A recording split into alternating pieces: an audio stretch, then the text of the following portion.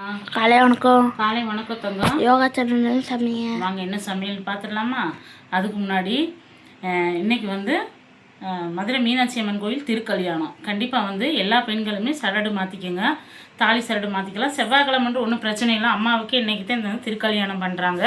ஆனால் நம்ம மாற்றிக்கலாம், அதனால் பயப்படவே வேண்டாம். நான் வந்து நல்ல நேரத்தை பார்த்து மாற்றிக்கிறேன். இன்றைக்கி காலையில் 3 மணிக்கெலாம் எழுந்திரிச்சேன்.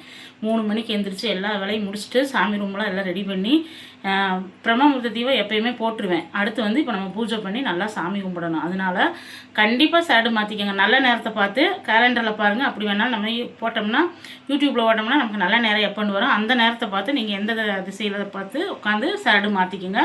பிரம்மமுகூர்த்தத்தில் மாற்றுறது ரொம்ப ரொம்ப விசேஷம். ஆனால் அந்த டைம் எனக்கு டைம் இல்லை.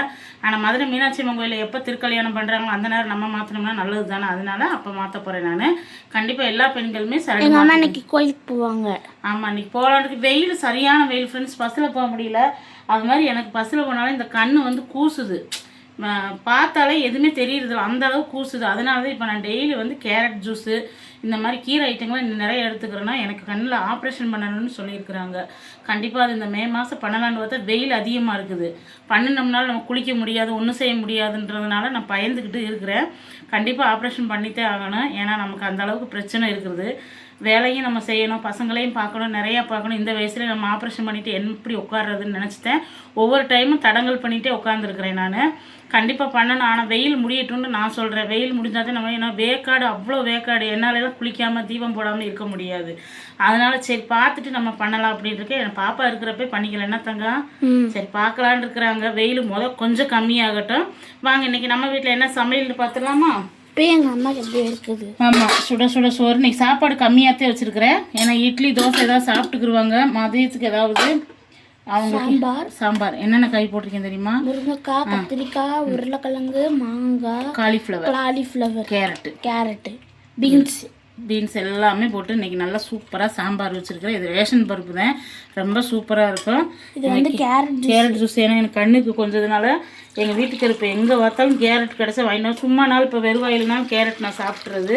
இப்போ எனக்கு ஒரு டம்ளர் பாப்பாவுக்கு வேணுன்ட்டாங்க. அதனால் பாப்பாவுக்கு கொஞ்சம் கூலிங்காக இருந்தால் நல்லாயிருக்குண்டு இதில் கொஞ்சம் நெல்லிக்காய் போட்டிருக்கேன், லைட்டாக நெல்லிக்காய் போட்டிருக்கேன். சூப்பராக இருக்கும். தேங்காய் சேர்த்துருக்கேன். தேங்காய் பாலோடு சேர்த்து சாப்பிட்றது சூப்பராக இருக்கும். அவரைக்காய் பொரியலில் எப்பயுமே வந்து சீரகம், ஒரே ஒரு பல்லு பூண்டு போட்டு செஞ்சோம்னா சூப்பர். நான் என்ன கெஸ் பண்ணவா? மாங்காய் பச்சடி. வெரி குட், கரெக்டா? மாங்காய் பச்சடி நான் வேறு பாத்திரத்துக்கு மாற்றி வைக்கணும். இந்த பாத்திரத்தில் மாங்காய் பச்சடி போட்டால் எனக்கு ரொம்ப பிடிக்கும். அதனால் சூப்பராக இருக்கும் இன்றைக்கி மாங்காய் பச்சடி. இதை ஒரு இதில் மாற்றி வச்சுக்கணும். அடுத்து தயிர் கட்டி. சரி தம்பி வந்து குழம்பே வேண்டாம்மா, எனக்கு தயிரே பக்கத்தில் வந்து காட்டு. எப்படி வீட்டிலே ஊற்றினா பிறகு ஊற்றின தயிர் சூப்பராக இருக்குது. நம்ம பாக்கெட் பால் தான். இங்கே வந்து வாழைப்பூ குழம்பு மிச்சம் இருக்கிறதுனால அப்படியே வச்சுட்டேன். அப்புறம் வந்து நைட்டு வந்து எனக்கு கொஞ்சம் தலைவலி, படுத்துட்டேன். நான் வெள்ளனாவே வந்து ஒரு 7 மணி 7:30 நேற்று தூங்கிட்டேன்.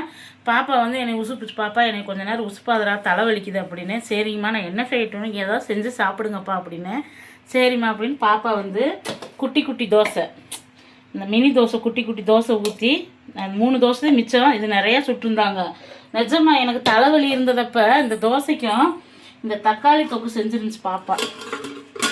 அவ்வளோ ஒரு அருமையாக இருந்துச்சு. இதை மிச்சம் எடுத்து வச்சுருக்கேன். சரி கண்டிப்பாக நம்ம சாமி கும்பிட்டு சாப்பிடணுன்ட்டு எடுத்து வச்சுருக்கேன். சூப்பராக இருந்துச்சு. இந்த தக்காளி தொக்கு நல்லா செஞ்சு இந்த தோசை வச்சுட்டு ஒரு 10 மணி இருக்கும். நான் நல்லா குளிச்சுட்டு வந்து தான் எப்போயுமே படுத்துருவேன் நைட்டு. பாப்பா வந்து நைட்டு அம்மா எந்திரிங்கம்மா, சாப்பிட்டு மாத்திரையை போடுங்கம்மா, தலைவலி மாத்திரைன்னு சொல்லவும் அந்த தோசை 3 தோசை வச்சுட்டு வந்துச்சு. பாப்பா இன்னும் 2 கொண்டு வரையா, அது நல்லா இருக்குது அப்படின்னு சாப்பிட வேணாம்னு நினச்சேன். ஆனால் அந்த தக்காளி தொக்குக்கும் அந்த தோசைக்கும் அருமையாக இருந்துச்சு. சூப்பராக செஞ்சுருந்தாங்க. சரி பொம்பளை பிள்ளை நமக்கு தலைவலினோடனே செஞ்சு, பையனுமே அப்படி தான். எனக்கு ஒன்றுனா அவன் விட மாட்டான், சாப்பாடு செஞ்சுருவான். 2 பசங்களுமே அப்படி தான். அது மாதிரி கண்டிப்பாக வந்து பிரம்மமுகூர்த்த தீபம் போடுங்க. எனக்கு பிரம்மமுகூர்த்த தீபம் போடலைன்னா எனக்கு மனசு கஷ்டமாக இருக்கும். இப்போ தொடர்ந்து போடும் இன்னைக்கு காலையில். அதனால எல்லாமே எந்திரிச்சு தீபம் போட்டு 5 தீபம் போடணும். அதுக்கப்புறம் நம்ம எப்போ வேணால் சாமி கும்பிட்றப்போ ஒரு 3 தீபம் 2 தீபம் போட்டால் போதும். கண்டிப்பாக தீபம் போடுங்க. தீபம் போட்டு சாமி கும்பிடுங்க. நமக்கு எவ்வளோ கஷ்டம் வந்தாலும் பிரச்சனை வந்தாலும் சாமிக்கிட்ட போய் உட்காந்து கொஞ்ச நேரம் மன உருகி, அம்மா தாயே என்னுடைய பிரச்சனை இதுதான், எனக்கு ஏதாவது ஒரு விடிவு காலம் கொடுங்க அப்படின்னு நீங்கள் கண்டிப்பாக ஒரு சொட்டு கண்ணீர் வச்சுக்கிடுங்க. சாமி கண்டிப்பாக வந்து நமக்கு நல்லது செய்யும். நிறையா பேர் சாமி கும்பிட்றதுனால என்ன நல்லது, எப்படி சாமி கும்பிடணும், நிச்சயமாக சாமி தான் நமக்கு பக்கபலம். எனக்கு இவ்வளோ நாளாக திருப்பூருக்கு வந்து நான் கிட்டத்தட்ட ஒரு 17 வருஷம் ஆச்சு. பையன் வந்து 1.5 வயசில் நாங்கள் திருப்பூர் வந்தோம். நான் வந்து இந்த 10-11 வருஷமாக மாலை போட்டு ஓம் சக்திக்கு, அதுக்கப்புறம் காலையில் பிரம்மமுகூர்த்த தீபம் கும்பிட்றதுனால எனக்கு எவ்வளோ நல்லது நடந்திருக்கு தெரியுங்களா. ஒவ்வொரு இதுலையும் நான் கண்டிப்பாக உங்களுக்கு வீடியோவில் சொல்கிறேன் என்னென்ன நல்லது நடந்துச்சுட்டு கண்டிப்பாக. அப்புறம் நம்மக்கிட்ட மசாலா எல்லாமே அவைலபிளாக இருக்குது, கண்டிப்பாக ஆர்டர் பண்ணுங்கள். தக்காளி தொக்கு, புளி தொக்கு, நெல்லிக்காய் தொக்கு ஒரு சப்ஸ்கிரைபர் கேட்டிருக்காங்க ரேக்கான்றவங்க, அவங்களுக்கு நெல்லிக்காய் தொக்கு செய்யணும். எல்லாமே நம்மகிட்ட அவைலபிளாக இருக்குது, கண்டிப்பாக ஆர்டர் பண்ணுங்கள். நாளைக்கு வீடியோ நாளைக்கு பார்க்கலாங்களா.